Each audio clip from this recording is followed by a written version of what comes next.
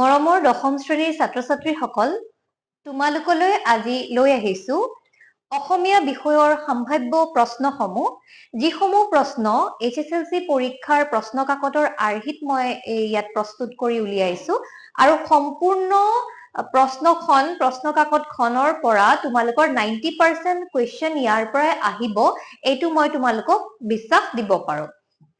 এতিয়া প্ৰথমতে কথা হৈছে ইয়াতে যেনে ধৰণৰে আমি কুৱেশ্যনখিনি ইয়াতে দিছো সম্পূৰ্ণ HSLC পৰীক্ষাৰ আৰ্হিত আছে, তোমালোকে প্ৰশ্নখিনি অলপমান চাই ল'বা। অতি চমু প্ৰশ্নৰ উত্তৰ লিখা। ইনফোসিস কোম্পানীৰ প্ৰতিষ্ঠাপক নাৰায়ণ মূৰ্তিৰ জন্ম ক'ত হৈছিল? প্ৰথমতে তোমালোকে জানা 1 নম্বৰীয়া দুটা কুৱেশ্যন দিয়া হৈছে। 2 নম্বৰটো হৈছে সকলোকে বান্ধি ৰখা এনাজৰীডাল কি? এইখিনি প্ৰশ্ন 2 নম্বৰ প্ৰথমতে দিয়া হৈছে। তাৰ পিছত চমু প্ৰশ্নৰ উত্তৰ লিখা যিকোনো দুটাৰ। ইয়াতে 3টা কুৱেশ্যন দিয়া হৈছে, ইয়াৰে যিকোনো দুটাৰ লিখিবলৈ কৈছে। পৰীক্ষাটো ঠিক এনে ধৰণৰে আহিব, তোমালোকে চাই ল'বা তাতে দুটাৰ কৈছে নে এটাৰ কৈছে, কেইটা কুৱেশ্যনৰ আনসাৰ লিখিবলৈ কৈছে সেইটো চাই ল'বা। প্ৰথম অৱস্থাত উদ্যোগীয়ে কি কৰিবলৈ সাজু থাকিব লাগিব? তাৰ পিছত কৈছে বিজিতে ছাৰক উদ্যোগী সম্পৰ্কে কি কৈছিলে? তাৰ পিছত কৈছে অসমীয়া জনগোষ্ঠীৰ ধাৰক বুলিলে কোনসকলক বুজা হয়? এতিয়া তোমালোকে যেতিয়া কুৱেশ্যন আনসাৰ কৰিবা, মই প্ৰথমতে কৈছোৱে যে ইয়াতে যিকোনো দুটাৰ কথা কোৱা হৈছে। এতিয়া দুটাৰ কথা কওঁতে তোমালোকে প্ৰথম অৱস্থাত উদ্যোগীয়ে কি কৰিবলৈ সাজু থাকিব লাগিব? যদি এইটো জানা এইটো কৰিবা, যদি তোমালোকে এইটো নাজানা তেনেহলে বিজিতে ছাৰক উদ্যোগী সম্পৰ্কে কি কৈছিলে এইখিনি লিখিবা, এইটো লিখিবা। নহলে অসমীয়া জনগোষ্ঠীৰ ধাৰক বুলিলে কোনসকলক বুজা যায়, এইখিনি কথা আমি ইয়াৰে লিখিব লাগিব। যিকোনো দুটা ইয়াতে কৰিব লাগিব। তাৰ পিছত কৈছে উত্তৰ লিখা। অসমৰ সংস্কৃতি বাৰে বৰণীয়া হোৱাৰ কাৰণ কি? ইয়াতে 4 নম্বৰ দিয়া হৈছে আৰু কৈছে যে অসমৰ সংস্কৃতি বাৰে বৰণীয়া হোৱাৰ কাৰণ কি? ইয়াত আমি লিখিব লাগিব যে কি কাৰণেনো অসমৰ সংস্কৃতিক বাৰে বৰণীয়া বুলি কৈছে। গতিকে এই কুৱেশ্যনৰ আনসাৰ আমি 4 নম্বৰৰ কাৰণে লিখিব লাগিব, মানে এইটো লং কুৱেশ্যন বুলি আমি ক'ব পাৰো। গতিকে ইয়াতে আমি দেখিবলৈ পালো সেই নিৰ্দিষ্ট পাঠ কেইটাৰ পৰা প্ৰথমতে উদ্যোগীৰ যিটো পাঠ আছিলে সেই পাঠৰ পৰা ইনফোসিস কোম্পানীৰ প্ৰতিষ্ঠাপকৰ কথা আহিলে। তাৰ পিছতে ইয়াতে আমি প্ৰথম অৱস্থাত উদ্যোগীয়ে কি কৰিবলৈ সাজু থাকিব লাগিব সেইটো আহিলে। তাৰ পিছত বিজিতে ছাৰক উদ্যোগী সম্পৰ্কে কি কৈছিলে সেইটো আহিলে। তাৰ পিছত আৰু আন পাঠৰ পৰা কি আহিছে? সকলোকে বান্ধি ৰখা এনাজৰীডাল কি আছিলে? তাৰ পিছতে অসমীয়া জনগোষ্ঠীৰ ধাৰক বুলিলে কোনসকলক বুজা যায় আৰু অসমৰ সংস্কৃতি বাৰে বৰণীয়া হোৱাৰ কাৰণ কি? ইয়াতে আমি যেনে ধৰণৰে কুৱেশ্যনছ খিনি তোমালোকক দিছো, যোৱা বছৰ পৰীক্ষাটো বা তাৰ আগতো যিটো পেটাৰ্ণত কুৱেশ্যন আহিছে সেম পেটাৰ্ণতে আমি ইয়াত দিছো। গতিকে তোমালোকে মন দি কুৱেশ্যন আনসাৰ খিনি চাবা কুৱেশ্যন খিনি। নেক্সটত অথবা কি দিছে? এজন উদ্যোগী হোৱাটো যিমান সহজ, সফল হোৱাটো কিন্তু সিমান সহজ নহয়। পাঠৰ আধাৰত কথাখিনি বুজাই লিখা। এজন উদ্যোগী হবলৈ সহজ, কিন্তু সফল উদ্যোগী হবলৈ সিমান সহজ নহয়। কি কাৰণেনো আমাৰ লিখকে এই কথাটো কলে? গতিকে এই কথাখিনি আমাক বুজাই লিখিবলৈ কৈছে। তাৰ পিছত দিছে কুঁৱলীৰ অন্তৰংগ বান্ধৱী গৰাকীৰ নাম কি আছিলে? কুঁৱলীৰ অন্তৰংগ বান্ধৱী গৰাকীৰ নাম কি আছিলে তোমালোকে নিশ্চয় জানা, শ্বেৰণ আছিলে, হয়নে? গতিকে আমি ইয়াতে শ্বেৰণ, কুঁৱলীৰ অন্তৰংগ বান্ধৱী গৰাকীৰ নাম শ্বেৰণ আছিলে বুলি আমি লিখিব লাগিব। ইয়াতে আৰু এটা কথা, এই নম্বৰটো 1+2 দেই, মানে ইয়াতে 2 নম্বৰ আছে। কুঁৱলীৰ অন্তৰংগ বান্ধৱী গৰাকীৰ নাম কি? 1 নম্বৰ আছে। আৰু অৰুণিমা সিনহাৰ ঘৰ ক'ত আছিলে? 1 নম্বৰ আছে, 2 নম্বৰ আছে। তাৰ পিছত কি দিছে যে অসম চৰকাৰে অৰুণিমা সিনহাক কিয় পদ্মশ্ৰী সন্মানেৰে বিভূষিত কৰিছিলে? এই প্ৰশ্নটোৰ উত্তৰ আমি লিখিব লাগিব। অৰুণিমা সিনহাক কিয় পদ্মশ্ৰী সন্মান দিছিলে অসম চৰকাৰে? সেই কথাখিনি ইয়াতে লিখিব লাগিব। তাৰ পিছত কৈছে ইন্টাৰনেটৰ অত্যাধিক ব্যৱহাৰে ছাত্ৰ ছাত্ৰীৰ জীৱনত কেনে প্ৰভাৱ পেলাব পাৰে? পাঠৰ আধাৰত বুজাই লিখা। এতিয়া ইন্টাৰনেটৰ অত্যাধিক ব্যৱহাৰে, আমি জানো ইন্টাৰনেটৰ অত্যাধিক ব্যৱহাৰে ছাত্ৰ ছাত্ৰীৰ জীৱনত কেনে ধৰণৰে প্ৰভাৱ পেলাব পাৰে। আমি জানো যে ভাল প্ৰভাৱো পেলাব পাৰে আৰু ইন্টাৰনেটৰ অত্যাধিক ব্যৱহাৰে বেয়া প্ৰভাৱো পেলাব পাৰে। যেনে ধৰণৰে আমি আজি দুদিনৰ আগত যিটো নিউজ ওলাইছিলে গাজিয়াবাদৰ 3জনী ছোৱালীৰ আত্মহত্যাৰ কথা আমি গম পাইছো যে তেওঁলোকে অনলাইন গেম খেলি পেলাই তেওঁলোকে আত্মহত্যা কৰিছে গতিকে ইন্টাৰনেটৰ হয়তো বেয়া প্ৰভাৱ পৰিছে যদি ইয়াত তোমালোকক দিয়া হয় যে তোমালোকৰ নিজৰ চিন্তাৰে লিখা বা নিজৰ বিবেচনাৰে লিখা তেতিয়া তোমালোকে সেইবিলাক কথাও নিজৰ পৰা লিখিব পাৰিবা কিন্তু ইয়াতে কৈছে আমাক পাঠৰ আধাৰত বুজাই লিখা গতিকে তোমালোকে পাঠৰ ভিতৰতে যিখিনি কথা কোৱা হৈছে সেইখিনি বুজাই লিখিবা যে কেনে ধৰণৰে ইন্টাৰনেটে আমাক সুবিধা কৰি দিছে হয়নে আমি ইন্টাৰনেটৰ পৰা কিখিনি সুবিধা পাইছো আৰু লগতে কিখিনি বেয়া প্ৰভাৱো আমাৰ ওপৰত পৰিছে বেছিকৈ আমি ইন্টাৰনেটৰ ফলত আমাৰ কি হৈছে বেছি ইন্টাৰনেট ব্যৱহাৰৰ ফলত আমি মানুহৰ মাজলৈ ওলাই যাবলৈ পাহৰি গৈছো ৰুমটোৰ ভিতৰতে মোবাইল ফোনটো চলাই বহি আছো কোনোবা আহিলেও যে আমি ওলাই যাব লাগে মাতষাৰ দিব লাগে সেই কথাখিনি আমি পাহৰি গৈছো গতিকে এই গোটেইবিলাক কথা তোমালোকে ধুনীয়াকৈ লিখিবা ইন্টাৰনেটৰ প্ৰভাৱৰ কথা তাৰ পিছতে অৰুণিমাৰ সপোন পূৰণৰ ক্ষেত্ৰত বাচেন্দ্ৰী পালে কেনে ধৰণৰে সহায় কৰিছিলে এইটো অথবা এইটো এই যিকোনো দুটাৰ ভিতৰত এটা লিখিবলৈ কৈছে আমি বাচেন্দ্ৰী পালৰ কথা জানো যে অৰুণিমাই যেতিয়া হস্পিটেলৰ বিচনাত পৰি আছিলে তেতিয়া কাৰ কথা মনত পেলাইছিলে বাচেন্দ্ৰী পালৰ কথা কাৰণ অৰুণিমাই জানিছিলে যে বাচেন্দ্ৰী পালে একমাত্ৰ এজন মানুহ আছে যোনে অৰুণিমাক সহায় কৰিব পাৰিব কিহৰ ক্ষেত্ৰত পৰ্বতাৰোহণৰ ক্ষেত্ৰত হয়নে গতিকে বাচেন্দ্ৰী পালৰ যিখিনি সহায় অৰুণিমাৰ প্ৰতি এই গোটেইখিনি ইয়াতে লিখিব লাগিব তাৰ পিছত কৈছে যে অতি চমু উত্তৰ লিখা লৰ্ড কাৰ্জন কোন আৰু তেহৰানত বিমানবন্দৰ কেইটা আছে ইয়াতো ঠিক তেনে ধৰণৰে 1 + 2 2 নম্বৰ ইয়াত আছে লৰ্ড কাৰ্জন কোন আমাক সুধিছে আৰু লগতে কৈছে যে তেহৰানত কিমান বিমানবন্দৰ আছে আমি জানো তেহৰানত কেইটা বিমানবন্দৰ আছে হয়নে দুটা বিমানবন্দৰ আছে গতিকে ইয়াতে এইকেইটা লিখিব কৈছে নেক্সট তেলৰ বাবে চলোৱা খনন কাৰ্যত মাডেলগিং আহিলাসমূহৰ ভূমিকা কি তেলৰ বাবে যিবোৰ আহিলাৰ প্ৰয়োজন বা তেলৰ যি খনন কাৰ্য সেই খনন কাৰ্য চলাবৰ বাবে মাডেলগিঙৰ যিসমূহ আহিলাৰ প্ৰয়োজন সেইখিনিৰ কিন্তু ভূমিকা কি সেইখিনিৰ কাম কি সেই কথাটো ইয়াত সুধিছে তাৰ পিছত প্ৰকৃতিৰ কোনবোৰ সুন্দৰ নিয়মে পাহিক আকৃষ্ট কৰিছিলে হয়নে পাহিক প্ৰকৃতিৰ কিছুমান নিয়মে আকৃষ্ট কৰিছিলে সেই সুন্দৰ নিয়মবোৰ কি যেনে কি আছিলে এজোপা গছৰ ওচৰত যে আন এজোপা গছ আছিলে আৰু নেমু গছজোপাই যে আনজোপা গছক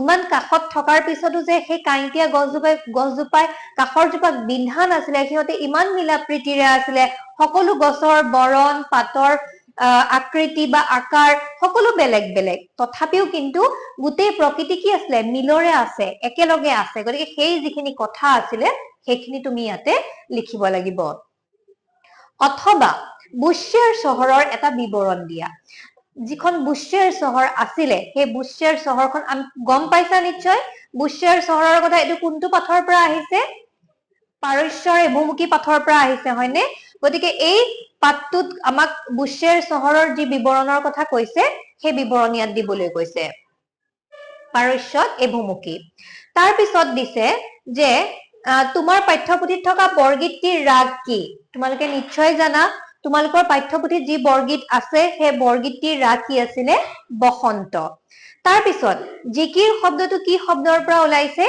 জিকৰ শব্দৰ পৰা ওলাইছে এইখিনিত কথা তোমালোকে জানা তাৰ পিছত সুধিছে জিকিৰ কি জিকিৰনো কি কোন ধৰ্মৰ লোকে জিকিৰসমূহ গায় বা এই জিকিৰসমূহ প্ৰকৃততেনো কি এই কথাখিনি তোমালোকে ইয়াত লিখিব লাগিব তাৰ পিছত কৈছে বৰগীতৰ দুটা বৈশিষ্ট্য লিখা আমি জানো বৰগীতৰ দুটা বৈশিষ্ট্য হয়নে কি বিশেষ ৰাগ তাল যুক্ত হয়নে আৰু এটা বৈশিষ্ট্য তোমালোকে লিখিব লাগিব যে ব্ৰজাৱলী ভাষাত ৰচিত এনে ধৰণৰ বৰগীতৰ যদি ইয়াত দুটা কয় দুটা লিখিবা যদি তিনটা কয় তিনটা লিখিবা যিকেইটা বৈশিষ্ট্য আছে দুটা কলে দুটা তিনিটা কলে তিনটা যিমান কেইটা লিখিবলৈ কয় সিমান কেইটাহে কিন্তু লিখিবা তুমি জানা বুলি ইয়াতে দুটা কৈছে বোলে তিনটা লিখি থৈ আহো সেইখিনি কিন্তু নকৰিবা দেই কাৰণ সময় গুচি যাব সময় ৰখি নাথাকে তাৰ পিছত দিছে সজাৰ মইনাটিৰ অনেক যুগুতি দেওমাৰি পাৰ হলে এৰিলে প্ৰীতি কথাফাঁকিৰ ভাৱ বহলাই লিখা কবিতা ফাঁকিৰ এতিয়া এই পাঠটিৰ এই কবিতা ফাঁকি কোনটো পাঠৰ পৰা আহিছে আমি জানো এই কবিতা ফাঁকি জিকিৰ কবিতাটিৰ পৰা আনিছে ইয়াত কি কৈছে যে সজাৰ মইনাটিৰ অনেক যুগুতি দেওমাৰি পাৰ হলে এৰিলে প্ৰীতি এই কথাখিনিৰ ব্যাখ্যা তুমি কেনেকৈ কৰিবা প্ৰথমতে লিখি লবা যে উক্ত কবিতা ফাঁকি আমাৰ পাঠ্যপুথিৰ অন্তৰ্গত জিকিৰ নামৰ কবিতাটিৰ পৰা তুলি অনা হৈছে বা তাৰ লেখক কোন বা কবি কোন সেইখিনি কথা ধুনীয়াকে লিখি লবা আৰু তাৰ পিছতে এই কবিতা দুফাকে কি বুজাইছে লাইনটোতে কি বুজাইছে ইয়াতে সজাৰ মইনা বুলি কাৰ কথা কৈছে আমাৰ শৰীৰৰ ভিতৰত যি আত্মাটো সোমাই আছে সেই আত্মাৰ কথা কৈছে হয়নে আৰু তাৰ পিছত কৈছে যে দেওমাৰি পাৰ হলে এৰিলে প্ৰীতি এবাৰ যদি আমাৰ আত্মাৰটো ওলাই যায় এই শৰীৰটোৰ পৰা তেতিয়াহলে কি নাথাকিব আমাৰ শৰীৰটোৰ যিখিনি প্ৰয়োজন সেই প্ৰয়োজনখিনি আৰু তেতিয়া কিন্তু নাথাকিব এই যিখিনি গোটেই কথাখিনি এই কথাখিনি ইয়াতে তোমালোকে কি কৰিব লাগিব বহলাই লিখিব লাগিব গতিকে ধুনীয়াকে এটো লিখিবা ইয়াৰ পিছত অতি চমু প্ৰশ্নৰ উত্তৰ লিখা ৰঘুনাথ চৌধুৰী কোন যুগৰ কবি তাৰ পিছত দিছে অসমৰ হেংদাং ক'ত জিলিকিছিল মানুহজনে নিজৰ ঘৰ কিয় বিচাৰি পোৱা নাছিলে কাৰণ তেওঁ কুকুৰীকণা আছিলে হয়নে সেইকাৰণে মানুহজনে নিজৰ ঘৰ বিচাৰি পোৱা নাছিলে তাৰ পিছতে আৰু তাৰ পিছত কি দিছে যে দৃষ্টান্ত কবিতাটিৰ অন্তৰ্নিহিত ভাৱ বহলাই লিখা অথবা কবিয়ে মৰাৰ পিছতো পুনৰ অসমতে জন্ম লব বুলি ভাবিছে কিয় বুজাই লিখা এতিয়া দৃষ্টান্ত কবিতাটোৰ কি লিখিব দিছে মানে যিটো মূল ভাৱ সেই মূল ভাৱটো লিখিব দিছে তাৰ পিছত কৈছে যে কবিয়ে মৰাৰ পিছতো পুনৰ অসমতে জন্ম লব বুলি ভাবিছে কিয় বুজাই লিখা কাৰণ কবিয়ে কি দেখিছে অসমখনত থকা প্ৰত্যেক মানুহৰ যি দেশপ্ৰেম সেয়া দেখিছে অসমৰ প্ৰাকৃতিক সৌন্দৰ্য দেখিছে অসমৰ মানুহৰ এজনে আনজনৰ প্ৰতি থকা যি মৰম সেয়া দেখিছে অসমৰ প্ৰত্যেকজন মানুহৰ দেশপ্ৰেম দেখিছে এই গোটেই কথাখিনি কিন্তু ইয়াত লিখিব লাগিব তাৰ পিছত কৈছে যে অসমৰ পুৰুষ নাৰীয়ে ৰণলৈ কেনেদৰে বা কিদৰে ওলাই আহিছিল লিখা কি খাই আহিছিল বা ৰণক্ষেত্ৰত আহি তেওঁলোকে কেনেকৈ যুঁজিছিলে সেইখিনি কথা ইয়াত লিখিবলৈ কৈছে ইয়াৰ পিছত কৈছে যে তলৰ যিকোনো এখিনি আহিলে আমাৰ কি ব্যাকৰণৰ পৰা তলৰ যিকোনো এটাৰ ব্যাস বাক্য সহ সমাসৰ নাম লিখা তোমালোকক সমাসৰ ভিডিঅ' বহুত কেইটা দিছো গতিকে তোমালোকে নিশ্চয় আশা কৰিছো পাৰিবা দুমাহী মহাপুৰুষ বনভোজ ইয়াৰ পিছত আছে তলৰ যিকোনো এটাৰ সন্ধি ভাঙা মহেশ্বৰ বিদ্যালয় হিতৈষী তাৰ পিছত আছে তলৰ বাক্যটিক যৌগিক বাক্যলৈ পৰিৱৰ্তন কৰা গাঁৱৰ মানুহবোৰ দিছপুৰলৈ গৈ মন্ত্ৰীক লগ ধৰিলে এই বাক্যটো কি কৰিবলৈ কৈছে যৌগিক বাক্যলৈ পৰিৱৰ্তন কৰিবলৈ কৈছে ইয়াতে কিন্তু ইয়াতে জাস্ট আমি উদাহৰণহে দিছো যে যৌগিক বাক্যলৈ পৰিৱৰ্তন কৰিবলৈ দিছে তোমালোকৰ পৰীক্ষাত কিন্তু কেতিয়াবা হয়তো মিশ্ৰ বাক্যলৈ কেতিয়াবা সৰল বাক্যলৈ এনে ধৰণৰ পৰিৱৰ্তন কৰিবলৈ আহিব পাৰে তাৰ পিছত তলৰ যিকোনো এটা শব্দত ন বা খ হোৱাৰ কাৰণ লিখা এতিয়া কথা হৈছে আমি ইয়াতে নত্ববিধি সত্যবিধিৰ প্ৰয়োগৰ কথা ইয়াতে কোৱা হৈছে তাৰ পিছত যথাস্থানত জ্যোতি চিহ্ন বহুৱা মায়ে কলে পঢ়া টেবুলত বহা আমাক ইয়াতে বুজি পাইছানে কি কৈছে যথাস্থানত জ্যোতি চিহ্ন বহুৱা ইয়াতে ক'ত কি বহিব মায়ে কলে কমা পঢ়া টেবুলত বহা ক'ত কি হ'ব সেইখিনি কথা ইয়াতে তোমালোকে জ্যোতি চিহ্ন ব্যৱহাৰ কৰিব লাগিব তাৰ পাছত তলৰ যিকোনো এটা বাক্য ৰচনা কৰা ডলাৰ বগৰী আমি জানো যি এঠাইৰ পৰা আন ঠাইলৈ ঘূৰি ফুৰে এটা জেগাতে স্থিৰ হৈ থাকিব নোৱাৰে তাক ডলাৰ বগৰী বুলি কয় তাৰ পিছতে অধিক মাছত বগলী কণা পেট ভাতু এইকেইটাৰ আমাক কি কৰিবলৈ কৈছে যিকোনো এটাৰহে বাক্য ৰচনা কৰিবলৈ কৈছে মই তোমালোকক বাৰম্বাৰ কৈছো যিখিনি আমাৰ ব্যাকৰণৰ ঠাই আছে বা যিখিনি ব্যাকৰণৰ প্ৰশ্ন আছে সেইখিনিত প্ৰত্যেকটোতে যিকোনো এটা লিখা বা দুটা লিখা এনেকে দিয়া থাকিব তোমালোকে চাই লবা যদি এটা লিখা বুলি কয় এটাইহে লিখিবা দুটা জানিলেও কিন্তু লিখি থৈ নাহিবা দেই ইয়াৰ পিছতে তলৰ যিকোনো এটাৰ বিপৰীতাৰ্থক শব্দ লিখা সংকীৰ্ণ গধুৰ আৰু কৃতজ্ঞ এটা শব্দত প্ৰকাশ কৰা যিকোনো এটা গৰৈ মাছৰ পোৱালি আৰু খাবলৈ অনা কলপুলি। গৰৈ মাছৰ পোৱালিক কি বুলি কয়? আৰু লগতে খাবলৈ অনা কলপুলিক কি বুলি কয়? পচলা। আৰু গৰৈ মাছৰ পোৱালিক কি বুলি জানো আমি? গৰৈ পিপৰা বুলি জানো, হয়নে? ইয়াৰ পিছতে তলৰ যিকোনো এটা শব্দৰ প্ৰত্যয় ভাঙি দেখুওৱা। লাজুকা, মাহতলি, দাৰোৱান। তাৰ পিছত দিছে যে তলৰ যিকোনো এটাৰ সমাৰ্থক শব্দ লিখা। তনয়া, পোহৰ, ঘোঁৰা। তাৰ পিছত দিছে ভাৱ সম্প্ৰসাৰণ কৰা। 100 গৰু মাৰিলে বাঘৰ মৰণ। যিকোনো এটা প্ৰশ্নৰ উত্তৰ লিখিবলৈ দিছে। এটা দিছে আমাক ভাৱ সম্প্ৰসাৰণ। তাৰ পিছত দিছে তুমি শ্ৰেণীকোঠাত থাকোতে হঠাৎ মূৰৰ বিষত ভুগিব লগা হোৱাৰ বাবে বিদ্যালয়ৰ পৰা অৰ্ধচুটি বিচাৰি শ্ৰেণী শিক্ষকৰ জৰিয়তে বিদ্যালয়ৰ প্ৰধান শিক্ষকলৈ এখন আবেদন পত্ৰ লিখা। আবেদনত তোমাৰ নাম ঠিকনা উল্লেখ নকৰিবা। বহুতো ছাত্ৰ ছাত্ৰীয়ে কি কৰে, আবেদন পত্ৰখন যেতিয়া লিখে তেতিয়া কি কৰে তেওঁলোকে পৰীক্ষা হলতো আবেদন পত্ৰখনৰ তলত নিজৰ নাম, ঠিকনা বা বিদ্যালয়ৰ নাম, তাৰপিছতে ক্লাছ, সেইখিনি ৰোল নম্বৰ গোটেইখিনি লিখি থৈ আহে। কিন্তু সেইখিনি তোমালোকে তাত লিখিবলৈ মানা কৰিছে, গতিকে নিলিখিবা। তাৰপিছত কৈছে তোমাৰ অঞ্চলৰ কৃত্ৰিম বানৰ সমস্যা সমাধানৰ হেতু চৰকাৰৰ দৃষ্টি আকৰ্ষণ কৰি বাতৰি কাকতৰ সম্পাদকলৈ এখন আবেদন লিখা। আচলতে এখন হ'ব লাগিছিলে এখন প্ৰতিবেদন লিখা। এখন কি হ'ব? আবেদন নহয় দেই, এইটো প্ৰতিবেদন লিখা। প্ৰতিবেদন লিখিবলৈ কৈছে। আৰু ইয়াতে তুমি যেতিয়া বাতৰি কাকতৰ সম্পাদকলৈ প্ৰতিবেদনখন লিখিবা তেতিয়া আমাক সমস্যাটো কি দিছে? কৃত্ৰিম বান। তোমাৰ অঞ্চলত যে কৃত্ৰিম বানপানী হৈছে, সেই কৃত্ৰিম বানৰ কাৰণে তুমি চৰকাৰৰ দৃষ্টি আকৰ্ষণ কৰিবলৈ তুমি কি কৰিছা? বাতৰি কাকতৰ সম্পাদকলৈ এখন প্ৰতিবেদন লিখিছা। আৰু ভাৱ সম্প্ৰসাৰণ কৰা, আবেদন এখন লিখা আৰু লগতে বাতৰি কাকতৰ সম্পাদকলৈ প্ৰতিবেদন লিখা। এই তিনিটাৰ ভিতৰত তোমাৰ যিকোনো এটাই কৰিব লাগিব। গতিকে চাই ল'বা যিটোৱে সহজ পোৱা সেইটোৱে কৰিবা। তাৰপিছত তলৰ যিকোনো এটা বিষয়ৰ ওপৰত এখন ৰচনা লিখা। তোমাৰ প্ৰিয় সাহিত্যিক, পৰিৱেশ প্ৰদূষণ। এতিয়া তোমাৰ প্ৰিয় সাহিত্যিকতো আমাক কি কৰি দিছে? আমাক ভাগ কৰি দিছে। প্ৰথমতে আমি আৰম্ভণি লিখিলো, তাৰপিছত লিখিলো তেখেতৰ সাহিত্যৰাজি, তাৰপিছত লিখিলো প্ৰিয় হোৱাৰ কাৰণ আৰু সামৰণি। প্ৰথমতে আমি কি লিখিম? আৰম্ভণি। যে তোমাৰ প্ৰিয় সাহিত্যিকজন কোন, বা তেওঁৰ জন্ম ক'ত হৈছিলে, মাকৰ নাম কি, দেউতাকৰ নাম কি, এনেধৰণৰে অকনমান আৰম্ভণি লিখিম। তাৰপিছতে তেখেতৰ সাহিত্যৰাজি কি সেইখিনি কথা লিখিম। বা এই সাহিত্যৰাজিৰ ভিতৰত তোমাৰ ধৰা কোনোবা এখন সাহিত্যৰাজি যদি ভাল লাগিছে সেইখনৰ বিষয়ে অকমান লিখিলা। তাৰপিছত প্ৰিয় হোৱাৰ কাৰণ কি, সেই যে তোমাৰ নিৰ্দিষ্ট সেই সাহিত্যিকজন ইমান প্ৰিয় হোৱাৰ কাৰণ কি, আৰু শেষত সামৰণি লিখিবলৈ দিছে। তাৰপিছতে পৰিৱেশ প্ৰদূষণ। আৰম্ভণিত লিখিলা পৰিৱেশ প্ৰদূষণৰ মানে কি বুজা সেইটো লিখিলা। তাৰপিছত প্ৰদূষণৰ কাৰণ কি, আমি জানো প্ৰদূষণ কেই প্ৰকাৰৰ, সেইখিনি লিখিলা। সেই প্ৰত্যেকটো প্ৰদূষণৰ কাৰণনো কি সেইটো লিখিলা। তাৰপিছতে প্ৰতিকাৰ মানে হৈছে সেই প্ৰদূষণ দূৰ কৰিবৰ কাৰণে বা ৰোধ কৰিবৰ কাৰণে তুমি নিজৰ ফালৰ পৰা কিখিনি প্ৰতিকাৰ দিবা সেইখিনি কথা ইয়াতে লিখিব লাগিব।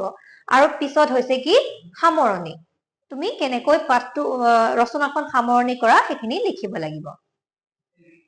তাৰপিছত দিছে বৈচিত্ৰ্যময় অসম, তোমালোকৰ যিখন দ্ৰুত পাঠ নামৰ দ্ৰুত পাঠত সন্নিৱিষ্ট থকা দুটা জনগোষ্ঠীৰ বিষয়ে চমুকৈ লিখা। তাতে বহু কেইটা জনগোষ্ঠী আছে, তাৰে দুটা জনগোষ্ঠীৰ বিষয়ে লিখিব কৈছে।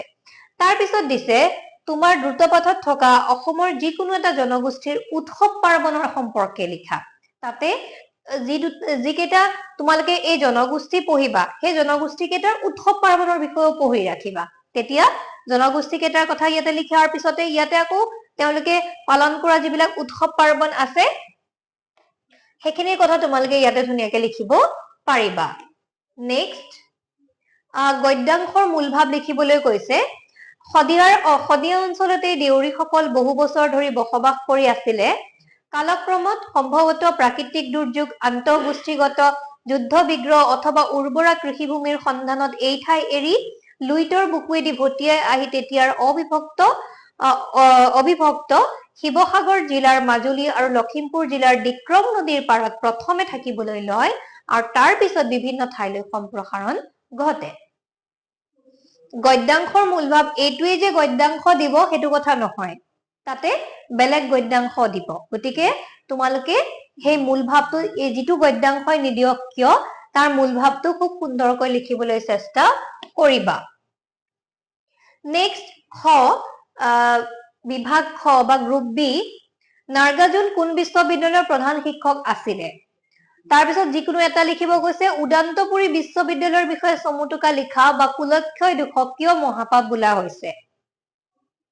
তাৰপিছত যিকোনো এটা পাণ্ডৱসকলৰ যুদ্ধোৎসৱৰ বিষয়ে লিখা বা মুখ্য কি? অতি চমু প্ৰশ্নৰ উত্তৰ লিখা, বন্দিনী ভাৰত নামৰ নাটকখন কোনে ৰচনা কৰিছিলে? তাৰপিছত নহলে যে বিশ্বসভাত নহব তোৰ ঠাই, বিশ্বসভাত বহাৰ ঠাই পাবলৈ কবিয়ে কি কৰিবলৈ নিৰ্দেশ দিছে? ইয়াৰ পিছত আমাক কৈছে নাইবা দৈৱকীৰ বিষয়ে লিখা। আমি দৈৱকীৰ কথা পঢ়িছোৱেই, আমি জানোৱেই, গতিকে দৈৱকী কোন আছিলে সেইখিনি কথা আমি লিখিব লাগিব। বা দৈৱকীৰ বিষয়ে শ্ৰীকৃষ্ণৰ মাতৃ হয়নে? গতিকে সেইখিনি কথা আমি ইয়াতে লিখিব লাগিব। তাৰপিছতে ধৰ জাৰু ধৰ ভাই কবিতাটোৰ মূলভাৱ লিখা।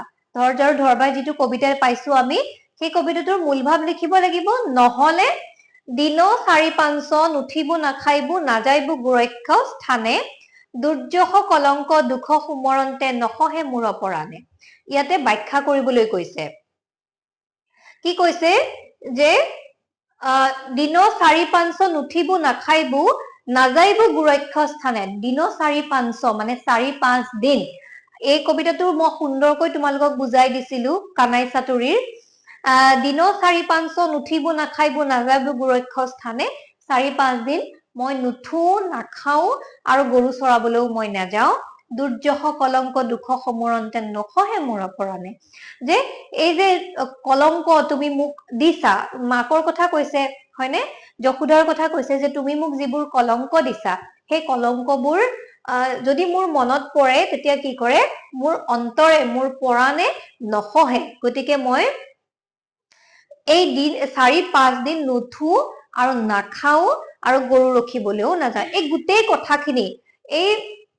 কথাখিনি কিন্তু ইয়াতে তোমালোকে ধুনীয়াকৈ ব্যাখ্যা কৰিব লাগিব যে কৰ পৰানো এই কবিতা ফাঁকি উঠাই অনা হৈছে, কবিতাৰ ৰচক কোন, কবিতাৰ নাম কি, কবিতা ফাঁকিয়ে কি বুজাইছে, গোটেইখিনি ব্যাখ্যা কৰিব লাগিব।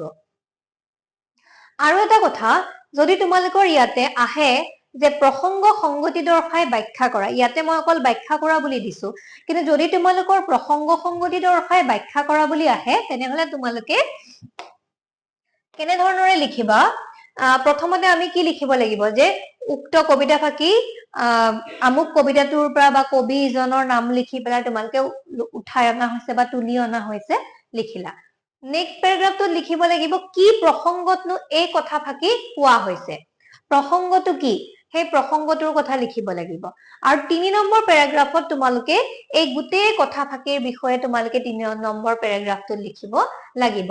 আৰু মনত ৰাখিবা প্ৰসংগ সংগতি দৰ্শাই ব্যাখ্যা কৰিবলৈ কলে সদায় আমি এই ৩টা পেৰাগ্ৰাফতে কিন্তু লিখিব লাগিব। প্ৰথমটো কৰ পৰা কবিতা ফাঁকি উঠাই অনা হৈছে বা লেখক কোন তাৰ বা কবিতাটো কি। ছেকেণ্ডটোত আমি লিখিব লাগিব কি প্ৰসংগত কবিতা ফাঁকি উল্লেখ কৰিছে বা কথাখিনি কৈছে। আৰু ৩ নম্বৰ পেৰাগ্ৰাফত আমি লিখিব লাগিব গোটেই কবিতা ফাঁকিয়েনো কি বুজাইছে সেইখিনি কথা লিখিব লাগিব। তাৰপিছত কৈছে তলৰ বাক্যটি শুদ্ধকৈ লিখা, তোমাৰ দেউতা ঘৰত আছেনে? দেখাত বাক্যটো শুদ্ধ যেন লাগিলেও গ্ৰামাৰৰ ফালৰ পৰা বা ব্যাকৰণৰ ফালৰ পৰা চাবলৈ গলে বাক্যটোত কিছু ভুল আছে। গতিকে আমি এইটো এনেধৰণৰ কিছু বাক্য তাত দিয়া হব, গতিকে এইখিনি শুদ্ধ কৰিব লাগিব। অপ উপসৰ্গ ব্যৱহাৰ কৰি এটা শুদ্ধ বাক্য লিখা। অপ উপসৰ্গ ব্যৱহাৰ কৰি প্ৰথমতে শব্দ এটা বনাই লবা আৰু সেই শব্দটো লৈ পেলাই তোমালোকে বাক্যটো ৰচনা কৰিবা। খালী ঠাই পূৰ কৰা, তুমি নাহিলা। আৰু ইয়াতে কি ব্যৱহাৰ কৰিবলৈ কৈছে? অনুসৰ্গ ব্যৱহাৰ কৰিবলৈ কৈছে। আমি জানো উপসৰ্গ সদায় আগত ব্যৱহাৰ হয় আৰু অনুসৰ্গ সদায় কিহত ব্যৱহাৰ হয়? পিছত ব্যৱহাৰ হয়। যেতিয়া ইয়াতে তুমি নাহিলা, ইয়াতে কিবা এটা কি ব্যৱহাৰ হব? অনুসৰ্গ ব্যৱহাৰ হ'ব মোক কমেন্টত জনাবা ইয়াতে কোনটো অনুসৰ্গ ব্যৱহাৰ কৰা হ'ব ইয়াৰ পিছত তলত দিয়া যিকোনো এটা সমাৰ্থক শব্দ লিখা পানী চকু যিকোনো এটা আমি পানীৰ সমাৰ্থক শব্দ কি হ'ব পাৰে কমেন্ট সেকশনত লিখিবা জলৰ বাহিৰে জলৰ বাহিৰে পানীৰ আৰু সমাৰ্থক শব্দ কি হ'ব পাৰে চকুৰ সমাৰ্থক শব্দ কি হ'ব পাৰে কমেন্ট সেকশনত লিখিবা তাৰ পিছত তলত দিয়া যিকোনো এটা শব্দৰ আধুনিক ৰূপ লিখা ৰুখ আৰু পুহাইল আমি দুইটাৰে জানোৱেই নিশ্চয় তাৰ পিছতে তলত দিয়া যিকোনো এটা শব্দৰ বিপৰীত শব্দ লিখা জীৱন আৰু জল আধুনিক শব্দ তোমালোকে খুব ধুনীয়াকৈ চাই যাবা দেই আধুনিক শব্দ কিন্তু আহিবই লিখিবলে গতিকে আধুনিক শব্দ খুব ধুনীয়াকে যি আছে কিতাপত চাই যাবা ইয়াৰ পিছত আছে তলত দিয়া যিকোনো এটাৰ বিপৰীত লিংগ লিখা পিতৃ আৰু কি দিয়া আছে ভাতৃ এটাৰ বিপৰীত লিংগ লিখিবলৈ দিছে পিতৃ আমি জানো কোন লিংগত আছে পুংলিংগত আছে তাৰ বিপৰীত লিংগ হলে স্ত্ৰীলিংগ হ'ব আমি পিতৃৰ স্ত্ৰীলিংগ কি লিখিব লাগিব মাতৃ হয়নে তেনেধৰণে ভাতৃৰ স্ত্ৰীলিংগ কি হ'ব ভগ্নী গতিকে এনে ধৰণৰে আমাক বিপৰীত লিংগ লিখিবলৈ দিব তাৰ পিছত কৈছে যে তলত দিয়া যিকোনো দুটা ছন্দৰ সূত্ৰ লিখি উদাহৰণ দিয়া ইয়াতে তিনিটা ছন্দ দিয়া আছে কুসুমমালা লেছাৰী আৰু পয়াৰ ইয়াৰে যিকোনো দুটা ছন্দৰ সূত্ৰ লিখি পেলাই উদাহৰণ দিবলৈ দিছে গতিকে এইখন আছিলে আজিৰ আমাৰ প্ৰশ্ন কাকত এই প্ৰশ্ন কাকতখনৰ গোটেইখিনি প্ৰশ্ন মই তোমালোকক ধুনীয়াকৈ বুজাই দিলো আৰু মই তোমালোকক ক'ব পাৰো যে এই প্ৰশ্ন কাকতখনৰ 90% কুৱেশ্যন এই প্ৰশ্ন কাকতখনৰ পৰা তোমালোকৰ আহিবলগীয়া HSLC পৰীক্ষাত গতিকে প্ৰশ্ন কাকতখন এবাৰ তোমালোকে ভালদৰে চাবা কুৱেশ্যনৰ প্ৰত্যেকটো আনসাৰ তোমালোকে ঘৰত ধুনীয়াকৈ পঢ়ি যাবা গ্ৰামাৰখিনি পঢ়িবা আশা কৰিছো তোমালোকে পাৰিবা কাৰণ কবিতাখিনি মই ধুনীয়াকৈ তোমালোকক ইয়াৰ আগতেও বুজাই দিছো আৰু পাঠৰো প্ৰায়খিনি কুৱেশ্যনৰ আনসাৰ মই ক'বলৈ চেষ্টা কৰিছো গতিকে মই আশা ৰাখিছো তোমালোকৰ পৰীক্ষা ভাল হ'ব আৰু তোমালোকে যিমানখিনি কুৱেশ্যন আনসাৰ প্ৰশ্ন কাকতখনত আহিব তোমালোকে ধুনীয়াকৈ কৰিব পাৰিবা বুলি মই আশা ৰাখিছো